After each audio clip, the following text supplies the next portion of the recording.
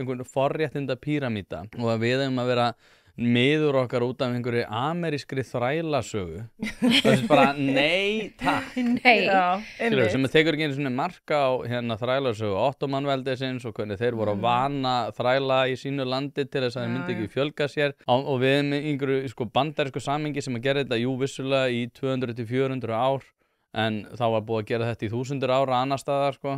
Við horfum á sögur Egyptaland, skilur þar sem þetta var. En við erum miður okkar.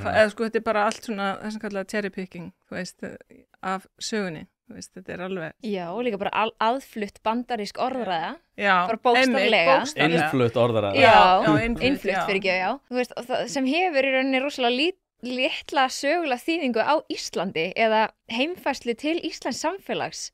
Ég meina, ég skil alveg að það sé mikilvægt fyrir Bandaríkjamenn og jafnvel kannski Breta og hinn enskumælandi heim að læra þennan hluta söguna líka og að skilja að hlutinir hafi ekkert alltaf verið regnbogar og einhyrningar og hvernig hefur verið tekið á því og hvernig væri hægt að taka það í framtíðinni og láta sögun ekki endurtaka sig og svo framvegis. En á Íslandi, þú veist, þetta hefur aldrei verið svona. Þakka þér kærlega fyrir að hlusta á þennan stutta bút. Þú getur nálgast þennan þátt og allt efni hlaðvarpsins Ein pæling á pardus.is/ein pæling.